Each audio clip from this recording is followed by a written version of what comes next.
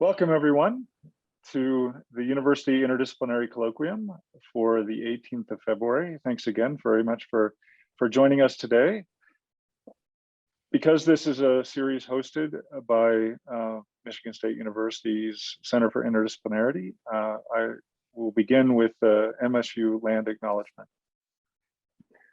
Michigan State University occupies the ancestral, traditional, and contemporary lands of the Anishinaabe, Three Fires Confederacy of Ojibwe, Odawa, and Potawatomi peoples. In particular, the university resides on land ceded in the 1819 Treaty of Saginaw. We recognize Michigan's 12 federally recognized Native nations, historic Indigenous communities in Michigan, Indigenous individuals and communities who live here now, and those who were forcibly removed from their homelands. In offering this land acknowledgement, we affirm Indigenous sovereignty, history, and experiences. For those of you who are interested in learning more about land acknowledgements or in general, or the MSU Land Acknowledgement in particular, I am putting a couple of links in the chat right now, and you can peruse them at your leisure. The University Interdisciplinary Colloquium is a forum that is organized by the Center for Interdisciplinarity at MSU and sponsored by the College of Arts and Letters. It highlights the innovative and important interdisciplinary work involving the arts and humanities at Michigan State. We launched the UIC, as we call it, several years ago as a way of acknowledging how important and forward-looking interdisciplinarity can be if it involves artistic and humanistic perspectives. Often interdisciplinarity, when it's practiced at a university like Michigan State, is STEM-based, is based in science, technology, engineering, and mathematics. Not that there's anything wrong with that, but because artists and humanists aren't conduits for large grants, the work that we do to contribute to interdisciplinary understanding can sometimes get lost in the wash. And so what we at C4I are dedicated to doing is providing a forum for people like our speaker today, who are doing groundbreaking work that really deserves attention and deserves to be amplified. And so our hope is that at least in some small way, we can help improve the quality of interdisciplinary research and practice that Michigan State is responsible for. We meet every other week in the fall semester and the spring semester, and at this time, following the link that you followed to get here with us today. So 12 to 1 p.m. Eastern time, and then there is an exception to that every other week schedule that I'll mention here in a little bit. Spring break kind of gets in the way of that in the spring. But before I introduce our speaker, before I also talk a little bit about the next presentation, I want to provide a little bit of detail about the question and answer part of this session today. So we have with us Dr. Stephen D Benedetto, and while he is delivering his presentation, we encourage you to drop any questions or comments you have in the chat, or you can use the webinar Q&A function. And then after he is finished with his remarks, I will go ahead and I'll read out the questions that have been deposited, or the comments for Dr. D Benedetto to respond to. And we'll do that kind of in the order that they arrive. So don't hesitate to just drop something into one of those two places as they come to you. The next University Interdisciplinary Colloquium will be in a month, Friday, March 18th, from 12 to 1 p.m. At this Zoom link. Our speaker will be Dr. Camilla Suleiman, Associate Professor in the Department of Linguistics and Languages, and who will give a talk entitled The Limits of Sociolinguistics in Contemporary Jerusalem. So that's in another month on March 18th. Today, though, as I mentioned, we're very pleased to have with us Dr. Stephen D Benedetto, who is a professor of theater in the Department of Theater at Michigan State University. His current research and publications explore scenographic design in various cultural contexts and examine the ways in which artists in performance harness the senses to engage attendance. In particular, he is interested in art-science connections. He has a number of really high-profile books.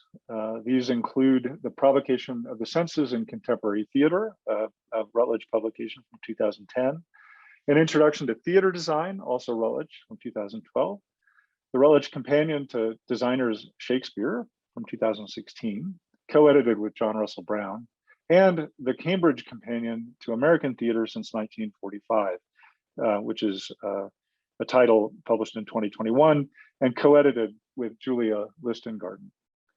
Additionally, he is a performance and design series editor for Bloomsbury. Dr. D Benedetto served as chair for the Department of Theater Arts and executive director of the Jerry Herman Ring Theater from 2013 to 2018. Today, he is with us to deliver a presentation entitled, Who Owns a Cultural Heritage Site? Experiments with Digital Technologies and Immersive Performance as Preservation. Dr. D Benedetto. Thank you so much, Professor Rourke. It's a pleasure to be here in this forum with interdisciplinary scholars as an audience. Today I want to talk about really in the context of some of the shifts that are going on institutionally here at MSU with the art strategy that is taking a large part in the university's strategic plan and is essentially amplifying and raising the arts across MSU. And so today's discussion really is a case study of sorts on the potentials of the types of opportunities that our art strategy here at MSU gives us for exploring research activities, pedagogical activities, as well as highlights in terms of creating a sense of place or location. In this story, I'm going to really sort of navigate, how do we say, I'll put it this way. The title's kind of a misnomer. It's a misnomer in that the topic or the results of the research are very much a byproduct of the process that I'm talking about in terms of research activity and research practice. So what became an event about a cultural site that ended up having byproducts and experiments that involved digital technologies in pre-production practice became an object in itself, a second event, a second endpoint that was based in 360 video and became a film for this project. So byproducts are the subject. The understanding of what we learned through creative arts practice and through the creation of creative arts objects become a site for potential cultural exploration or cultural questioning. And they become a site also for technological and theoretical explorations that could be offshoots of this project.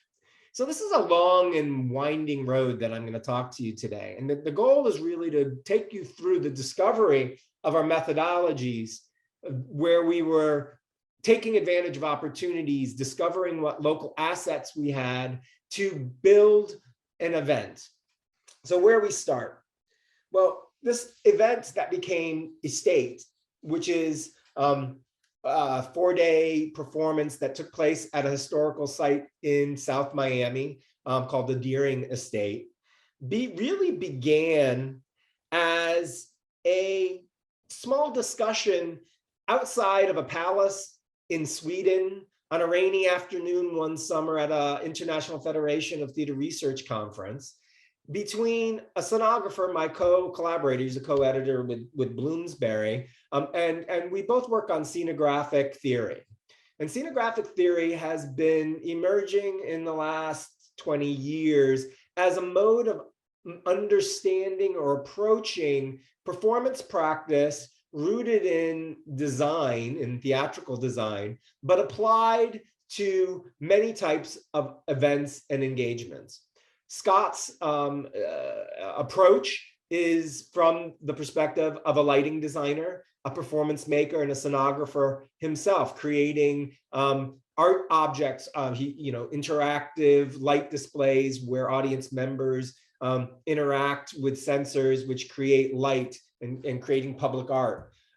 He also works in more sort of what we would consider traditional theater practice in staged prosceniums, in black boxes, and so forth.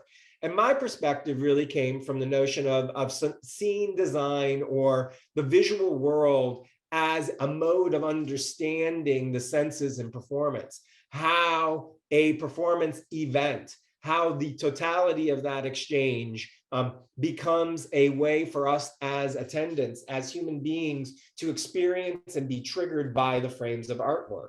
So we were sitting and talking about the challenges, basically from the pedagogical challenges, right? What happens when we start losing design students? What kind of classes do scenographers teach? What do we do when we are training pre-conservatory actors to work in a industry where very few are going to work in traditional theaters on Broadway or go to LA or the West End or work in television, and instead think about how are we training to use the skills that we've inherited over the last several hundred years to do something new, to engage in the world. And so in this, we started talking about British module teaching, where students come together, and he described a project where they needed to do Miss Julie. They didn't have a traditional director, and he became assigned to this. And so as a scenographer, he had to figure out how to take students through a production without the aid of a director. And so it became a very visual piece. So we left this with the idea that, wait, it would be fun to work one day. Zoom back into my previous post, managing a season, and what we have is a theater with a conservatory of actors and the ability to try new things, right? Try and figure out how our actors could get different skills and how they could perhaps engage in another project. So I had money for a guest director. So, maybe we can bring in Scott. But in the same sense, we're working in the community with the Miami-Dade Cultural Arts Council, who has been promoting art making and has several programs that had to do with nurturing local talent in terms of playwriting. So they have a playwright development program. And this program takes in cohorts every 2 years to work with dramaturgs and playwrights, master playwrights, to improve their ability. So they do a variety of projects. And in fact, they're rooted at the Deering Estate. And the director of that and I were talking. And again, like Scott and I, we shared similar aesthetic principles together, right? So it's this idea of shared aesthetic values that we shared. And we always wanted to work together. And so at some point in conversation, we began to think, what shared assets do all of our different programs have that if we put together, we could do something unique? So our collaboration and multidisciplinary object didn't start as one. It actually started more as a community outreach, more as a desire to work together and to find ways to perhaps introduce our local community to experimental art practices. And there we created this cohort. And so what began as, let's get together using what resources we have to build a show, started to take form. It ultimately resulted into three things, really. One is this performance. Two is an offshoot that becomes this 360 video. And then three are the further research interactions that happened elsewhere. I'm going to start here with Scott Palmer's description of the process. He's talking here, he chose this quote when he talks about this project. What country, friends, is this? Because he's taking Viola from Twelfth Night's idea of being on a foreign shore as being a stranger in a strange land and essentially interacting with a country. So what strange, unfamiliar activities? And that's in fact what our project was. We all found ourselves in a unique accidental state of collaboration, of discovery. So we really put forward this notion of we've got to make it work and we've got to negotiate cultural challenges. So we had a director from the UK who had brought in the second director from the UK as well. We had our local sites, our local and community, and we had a university community, and we had to figure out ways to establish protocols. And thus we started to go back and forth. And what we knew with our assets was we had a group of playwrights who were developing new work.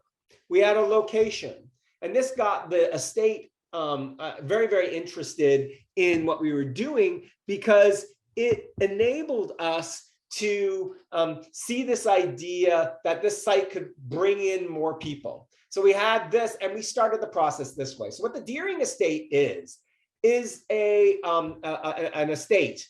John Deere, it's Deering, the Deering estate, and tractor money, old South Florida money. Its sister estate is further up the bay, and that is Vizcaya, which is a grand sort of European palazzo with, it looks like a Venice palazzo. This was more modeled after Spanish architecture. So we had a location, and in that location, they typically have artist residencies where artists are brought in and essentially left to their own devices. And they had a festival each year where they would present what they had discovered in the site and what they did. So they had things like art science, where people would find the refuse in the bay and make art objects out of it to call attention to tidal patterns and patterns of the ecology. There were spaces that took over spaces and made them into other things. So we became an extension of this. And as a part of the asset there for doing that was money attached to that for PR for an event and a festival. So as they curated this festival, we were an event that was attached, we had PR that was attached, and we had access to this site. So we began this process of exploring what this site is. So what's the frame that we took? Well, the basic frame from the performance making idea, like performance practice, was scenographic, right? So some basic ideas are what we think traditionally of stage design. Most people approach, they see a set, they see design, they assume what we do as art practitioners is create a frame that's in a proscenium arch that essentially makes explicit this fictional world from the world of the audience. And we have some basic components. So scenography is trying to break that apart and abstract that. So we start to talk about frames. We have other quotes, and these are all from a companion of scenography. So there are different authors talking about different notions.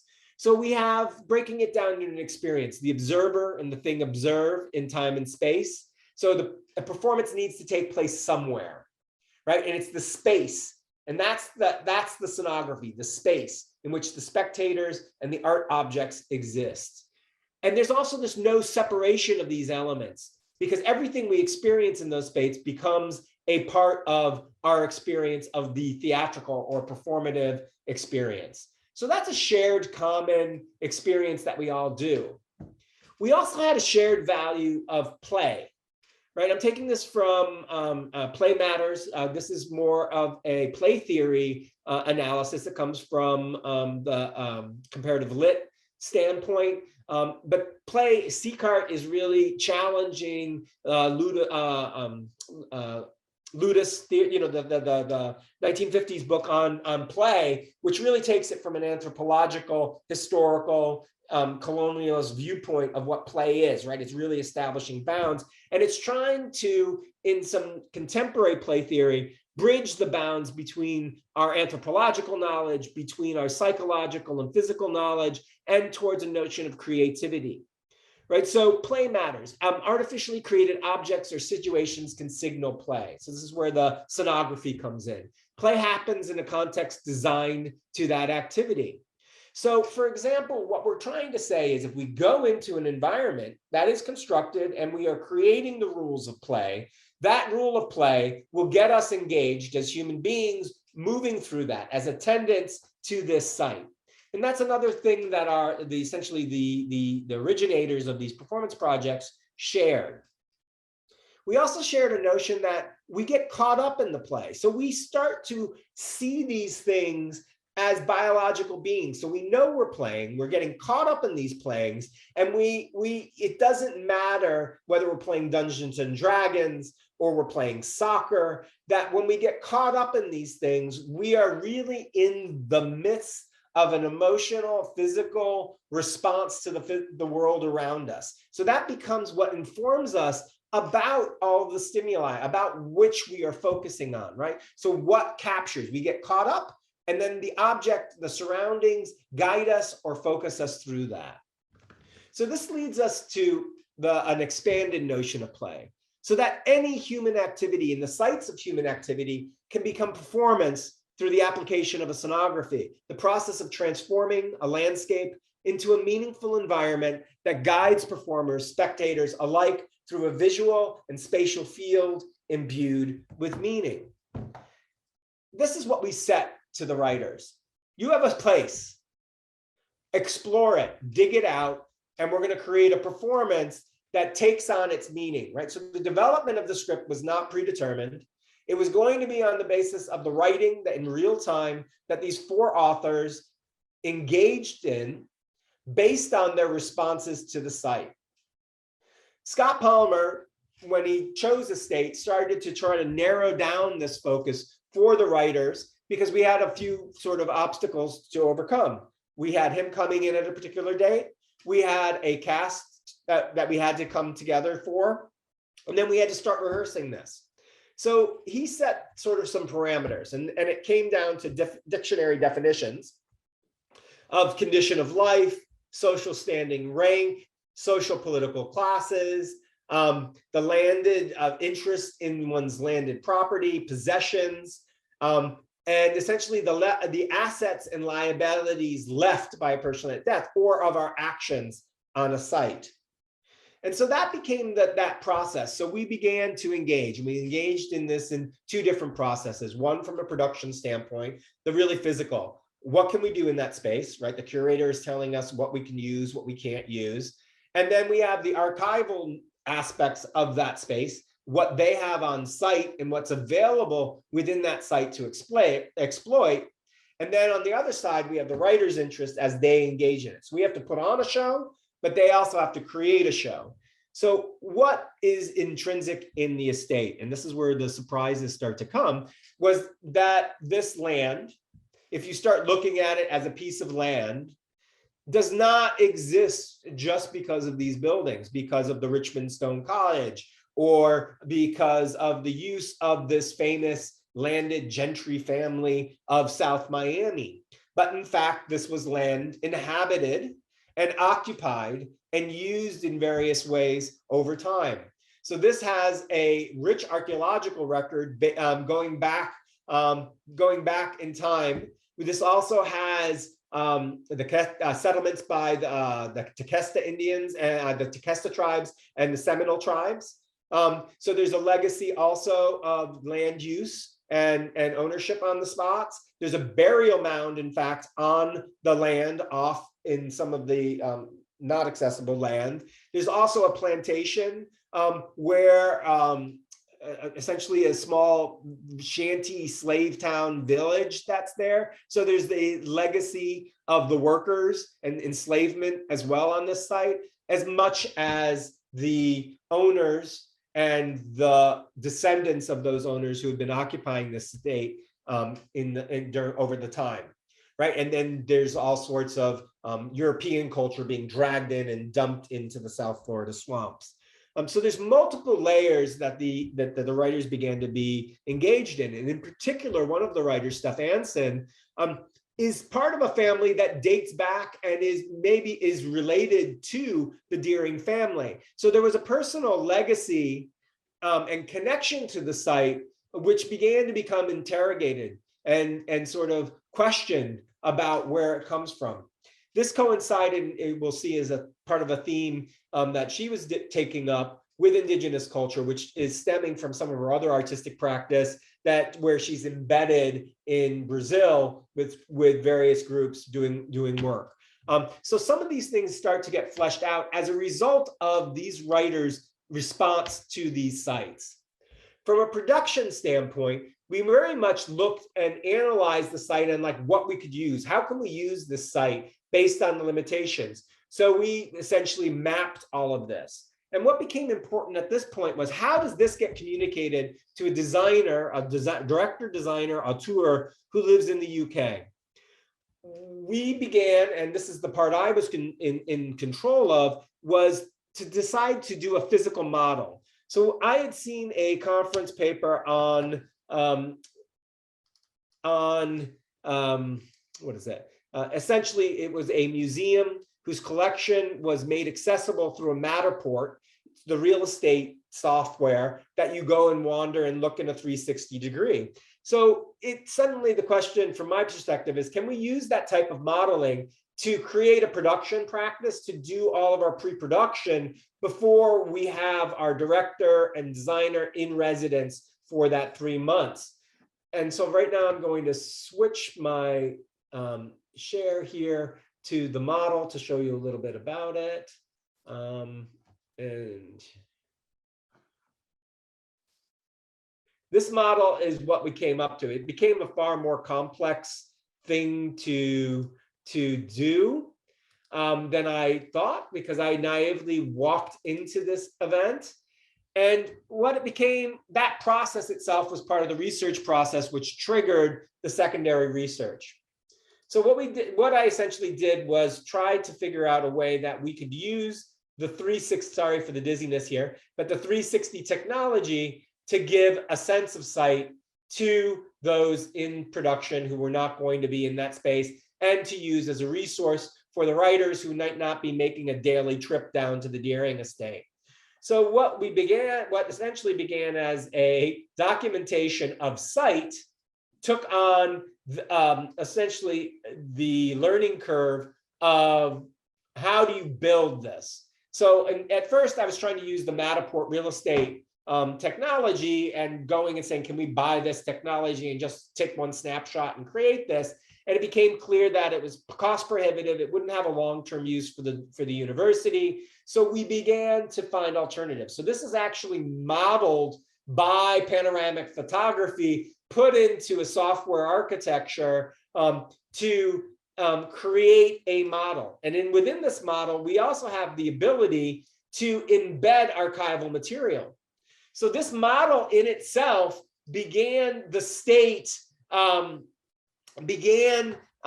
this discussion with the Deering archive of how can we leave a trace of our performance at the site itself? How can we become a part of the land? How can we become a part of this cultural heritage site? And how can the stories that are being developed become a part of this? So this model ultimately became an exhibit at the art exhibit as an output for what our research project was in exploration, because one of these things had never really been done. But it also gave them a chance to say, look, we can archive what this performance is. We can embed performance documentation in here. I'm trying to get inside for you to just give you a sense of like some of the interior rooms, because one of those interior rooms will show you the, I'm in the wrong spot. Can show you some of the archival material, but I'll show you that in another way. So this became one technological sort of insert, which we became interested as a pre-production method, but also became an art object in itself to be part of the artist residency, part of the exhibit. The process to get to this got us into different networks. So a new network emerged from this point. And this network came from the conversations with the academic IT and the libraries at the university. And so what we started to do was figure out how I could get this technology, but it fed into other initiatives at the university. So one of the other initiatives was a faculty learning commons, in which they were doing scanning, digitizing, VR, essentially cohorts to play with technology, to play with 360 video, to play with scanning modalities, 3D printing, to incorporate into the pedagogy of our teaching across disciplines. And it's within this network and this sort of unpacking of the technological applications of the that were available within the library that we began to say, well, how can we apply it both to our pedagogy, but also to our research practices? And so it's through this that I was introduced to Kim Griffender, who was in the Interactive and Media program in the ComSci Arts.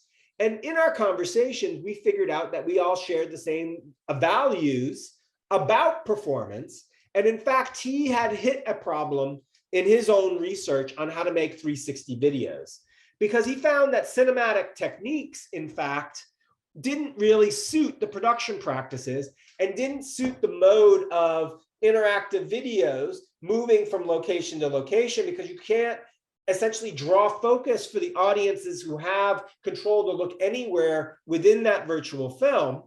And he always had it in his head that maybe theater did that.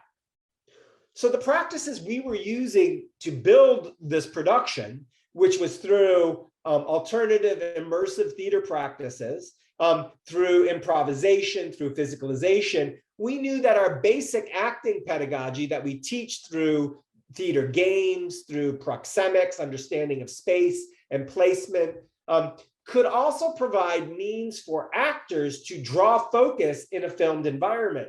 So we thought, hey, if we attached your experiment or essentially need for figuring out if these acting techniques work to our project, we could build something there. So suddenly we had another faculty member cohort, another attached class, so graduate class there, who became film production and film editing for that secondary project. But we had this shared idea of how we could use the resources that we had to do this. So the techniques essentially were fragments of language started to come in. The auditions were done from these fragments of language. When the directors came, they came and worked with students using fragments to develop themes and to develop characterization at a given moment in that environment. I'm seeing I'm freezing a bit. So that's how that was done. So one of the directors we brought over had worked with Punch Drunk Theater. He now runs his own company in Leeds called Riptide, and it's very much based on technology. Again, he had been doing experiments with 7 Scenes, which was a cell phone app that had GPS locking capabilities and augmented theater. So he was playing with augmented theater that was geographically mapped in a location. So we were going to try that in our environment. That fell away ultimately based on time, but also because of the opportunities that opened later with the interactive media group. So we were very much interested in seeing what these tools could do for us in production practice and how those production practices could serve as archival. So we did this. So we did the development with these actors. We brought them on site. We brought the writers on site. And we created a series of scenes. And the idea was that we were going to allow audience members to essentially wander around the estate and interact with these performers.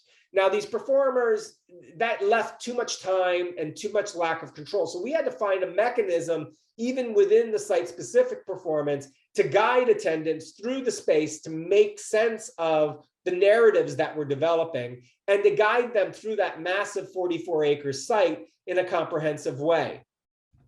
So we set up individual locations throughout the piece, and each scene was placed there. What we did for the film was we took one of our dry runs and we allowed it to be filmed, and that was at 7 a.m. to just sort of get the material on there. So we have one item that is all done in bright light, and then we have this event, which was designed for small groups of audience members to move through the space and experience the performance. So what they ended up getting were these performances of these characterizations the writers drew out. So we had an indigenous guide, we had a bootlegger, we had twin daughters who had different experiences growing up in the household. We had an illegitimate child born of the owner of the house with a servant. We had an anthropologist who was coming back and analyzing the data of the site. And through those, the stories of ownership through time became enacted in the building and within the site. I'm showing you flashbacks of different scenes within that site, sort of as shorthand for the idea that we have audience members and we have actors in close proxemics, but you are in and immersed within that space and experiencing the story, or really what turns out, especially in the dark, to be almost ghost-like characters moving through the space, talking about the different times within that space. As I'm talking too much, I'm going to just show you a brief, a couple brief clips from documentation of the performance, but also documentation of the actual performances, just to give you a sense of what it may have looked like in the dark.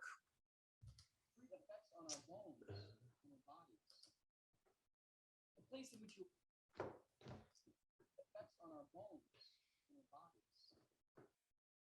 place in which you are born, the places to which you move, the place you die, they all leave their mark. And you can see it. See it if you know what you're seeing. For example, you spent your life carving canoes out of chunks of time. Those repeated movements day after day, that activity, and leave unique and discernible striations on your bones. But these marks are unique to the way in which you chose your life. Stephen, we're not seeing anything. Hearing the video? No, I'm not hearing it anyway. Okay, I'm going to stop that share then if you can't hear it. Okay, so what you were seeing was an anthropologist talking about striations of bone, right? The theories that that's there. And we have other sort of examples in the dark of sort of performance documentation at the time.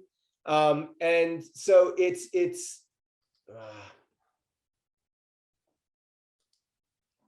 is it that I'm not sharing the right video here? Can you see the video now? You can see the slideshow. Yeah. So maybe if you press on play there.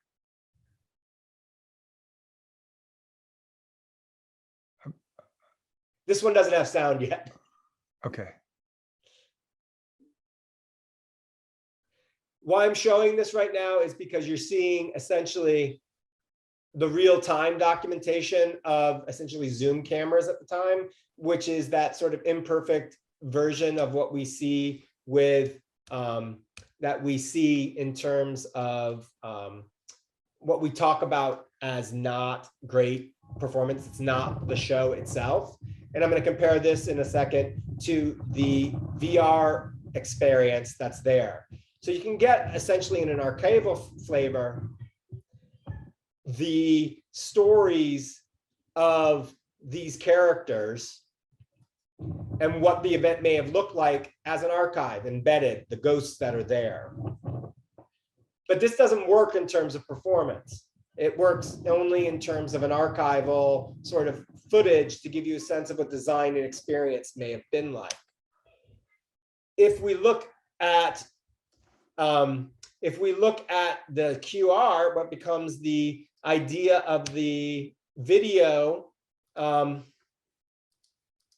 okay, now are you seeing the original PowerPoint now? Just seeing the PowerPoint, the Estate 360. There we go. That Okay. might. So this is the actual design of the film, which is taken in broad daylight. And it's coming through this idea of, can we take the scenography from theatrical practice into the realm of the digital or into the virtual in that computer moment.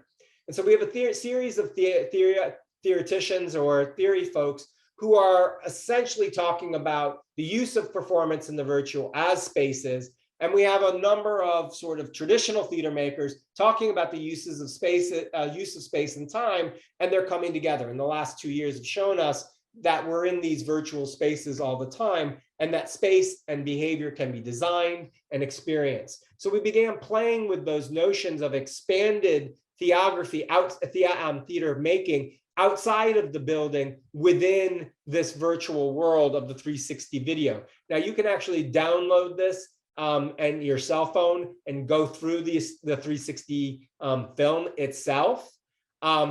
But what I wanted to show you here is essentially the differences in this. So it's a combination of looking like that model that I showed you in the very beginning, but a capturing one-on-one in daylight of the particular, what do you call them? The particular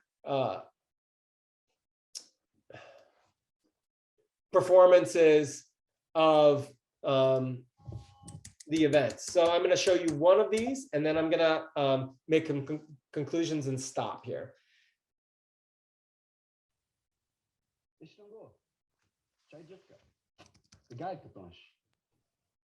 Hi, how are you? I'm not sure what others are seeing, but I am not seeing the video. Okay, I'm going to stop. I'm going to stop this then because it's just wasting time. So in this, you can download the interactive media, which I have a link that I'll leave up in the other slideshow. And that can give you a sense of what these are. And I'll show you this image. So now we're back to the original one, and you'll see this is the guide. This is Ray Osceola. We had to locate a indigenous actor, and it was quite a difficult. We stumbled into dealing with indigeneity within the project because we weren't intending to create any particular piece. So as it got written, the concerns of the script made us have to reach out and branch out and find local connections to develop these narratives in a way that is respectful to the story and to the communities that were being depicted, right? To capture the legacy and the history of what's going on. So this guide figure sort of sets the context for the show, moves you through sort of the early stages of ownership into the land, and then passes you to an anthropologist who sort of recounts the history of the colonialist history, which depicts the past ownership in a particular way. Then you're passed on to a colonial sort of administrator who's talking about land ownership and sort of the culture and colonization in another way. And then we start to see the actual behaviors of this family and the mixing of the local population and the landed population of European culture and indigenous culture through these characters and the horrifying stories that are being played. So the ghosts of the land are coming and revealing itself through these activities. And we have it preserved in terms of stories through this 360 where you can guide your way through, but it's a separate art object. What the results of this are, to conclude really, is all of this what I was trying to talk about was that we were taking assets and we were making something very standard, but through proximity of opportunity of people and resources, we began to generate research questions that were being explored through experiential arts practice and then turned into material for creative arts research to do an analysis of the objects themselves, but also to do an analysis of the methodologies that we were using to produce artwork, to talk about larger theoretical concepts of presentation, of play theory, of modality, questions about archival, questions about the state itself, questions about historical legacy, and leaving traces or recording traces or making available the ghosts of history or making these visible in the stage. What's resulted after this, after the film, after the project, after the models, is work between communication science and theater to try to talk about that intersection between theater practice and new media and virtual practice, and the ways in which that language and that relationship can be further fleshed out and developed into more integrative production practices that merge the live with local sight and the virtual, which preserves it and essentially transposes this material across the world, so that audiences across the world can see this specific site, can see a dip into the historical legacies that are existing in that community. But they also can start to question, how do we make performance? How do we think about performance? How do we create methodologies to discover ways of uncovering subjects that are the biggest challenges that we face, right? The strategic plan at the university type challenges to do with social justice, to do with the preservation of history, to deal with ecological use, right? This becomes a tool to talk about these, though it was unintentional at the time. We were strangers in a strange land. The way of breaking free from sort of a guided, I have an endpoint hypothesis of social science or science thinking allowed us to discover resource questions that could have applications and further unpacking of that through anthropology, through local governments. And the audiences that saw this were quite different because the different types of organizations involved brought different audiences and offered up a potential for how arts making, a sense of place, can bring in new audiences, can illuminate the big questions about the world through the creation of art objects that can in turn stimulate sort of more systematic looks at the work. Okay, this was a bit, I will stop now because I've gone too long. So I'm open for questions. I appreciate your time. Thank you so much, Stephen. If you'd be willing to maybe unshare your screen. Perfect. And again, thank you. That was fascinating. Remarkably complicated performance piece. My goodness. We have a question in the Q&A, and I'm encourage others to drop questions in the Q&A or in the chat, and we can have a conversation at this point with Stephen. So Stephanie asks, I'm curious about the nuts and bolts of the VR parts of this. One, did you provide headsets or use a low-cost solution like Google Cardboard? Or what did VR add for you that 360 video did not? So in the first instance, the 360 model that I showed through the screen here, that was displayed really on a Surface Pro in the exhibit gallery where you could use your finger there. There was talk about trying to get it to a 360 goggle at that point, but that model transposition didn't work. And that was really the learning curve I was on as a non-specialist working in it, trying to sort of feel my way through it. In the same sense, we were using sort of some 360 video for the archival work. And again, the complexities there, I think started to sort of fall away when we were working with integrative media because of their specificity with the film. So that is a cell phone activated. So you can get it on Wonder VR, and I will leave that link up on that last on that screen. And it's through there that you can add the cardboard, right? So it really becomes, you can shove a Google Cardboard on that, or you can scroll through just on the screen to some extent to look at it. And what that gave essentially is you can see that whole environment. And what we wanted to work on in that was the autonomy of the audience member to be interactive and to do something that would mirror our interactivity in that space. So what the complicated part with the film was taking all of those sequences, which we performed in a particular order in the performance, guiding an audience through and then letting them loose in the house to see scenes. So they had the freedom of interactivity there.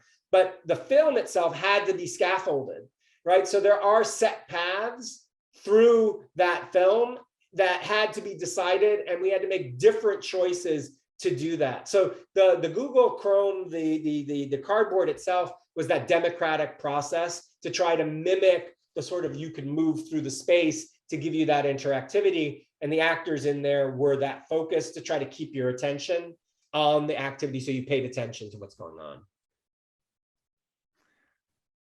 Thank you very much, Stephen. We have a second question. You gave a wonderful deconstruction of the concept of play. Given what your presentation's title connotes, does the exhibit also deconstruct the concept of ownership and property rights? So that's what play revealed. And yeah, that was where that's what those scenes that I didn't leave enough time for. So through play, right? So we have the play of the creative artist venturing through a site and deciding, this is really cool.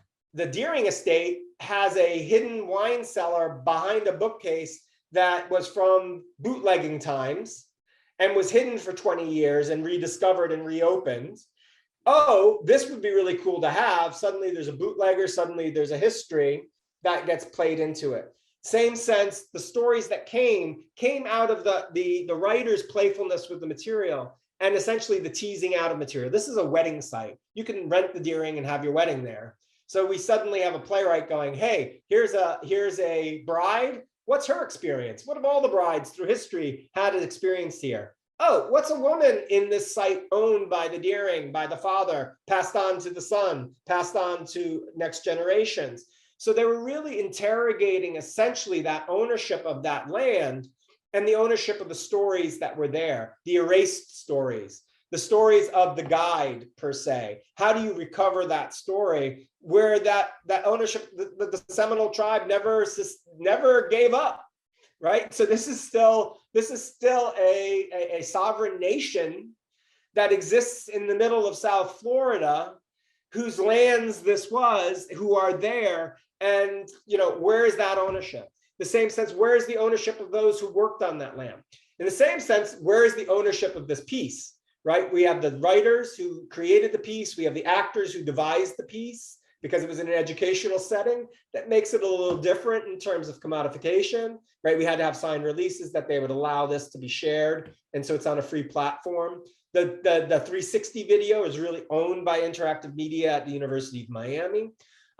But the stories themselves really foregrounded that, because there were talks about from one of the owners to a senator saying, I'm fighting for homestead acts because this homestead is part of me and my identity, right? So the ownership and the politics of that and the exclusion of those characters. So really the piece itself, right? The resulting piece and the stories that emerged and the form in which they took became a commentary, even if we didn't set out to do this, on ownership and land rights.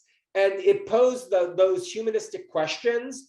And it was just, these questions were discovered through this act of playing with material, playing with actors, playing with intellectual ideas, and finding a way to get the audience to play with those stories and be open to those experiences in a sensual way, and play with the interactive media to move through that and become engaged, to get some bodily knowledge of what this is. Excellent, thank you. From Cooper, the following question: what has been your favorite part of this whole project? Unimpeded creativity. So as reason I got caught up in the first and talked way too much about how it started was because that creation of a space where different people could come together and play without an aim and without a pre-stated methodology, and figuring out how to move forward and work together, and then finding ways to bring in others with specialized knowledge to unpack parts of it, right? So it's creating that context of scholarship, right? Of creative arts research, of embodied practice was the central part of what was enjoyable about this, because the free play led to research questions. How do we use acting techniques for immersive theater to create a 360 film and create focus? How do we use these acting techniques with playwright developing techniques to create stories in a site? So it became a pedagogical research question. Conservatory trained actors who were used to proscenium were shoved out into the countryside and said, you gotta compete with airlines and fires and crowds of people. You gotta bring a crowd around you. So it was that problem solving in that moment that led to, I think, what the power of creative arts research is a way of embodied thinking and learning that can find a manifestation that can be a springboard to opening up research methodologies and questions in a novel way that we wouldn't have expected. And that bringing an anthropologist into the discussion essentially rooted it in history, right? Bringing an archivist from a curator from a historical site rooted it in that space. Bringing technical knowledge from the academic computing in terms of building, because that was done with still camera. My model was done with a still camera. The 360 videos we were doing with 360 video, what was the technology that was available at that moment, and then it was uploaded into these applications and software. So these things became both social science approaches to using the material, but it also opened up the humanistic question. So that was the fun part. It was discovering a process that was led by arts practice, but had applications across other humanities disciplines and social science disciplines that led to this. Essentially, it suggests that if you apply our methodologies and the xenographic thinking to science disciplines, if we can sit in the same room and figure out how to do it together, we might have some interesting byproducts. It may be a performance of data. It may be that the data or the mindset or the controls on an experiment change because we're using an experiential, intuitive, creative arts model to change up what the questions are, right? So I think it shows the potential, and that's really what I was trying to capture, was the opportunity to bring folks in with a different methodology, though we think that theater is one thing or art is one thing, that in fact our skill sets can be used in different ways given proximity and a playful atmosphere. That's my favorite. Fantastic. We are out of time. Thank you so much, Stephen, for this amazing presentation and for your willingness to engage with the audience. Thanks everybody for joining us today. Again, we'll be meeting for the next University Interdisciplinary Colloquium in a month, 12 o'clock on March 18th. Please join us again if you have that time free. Take care, everybody, and have a good weekend.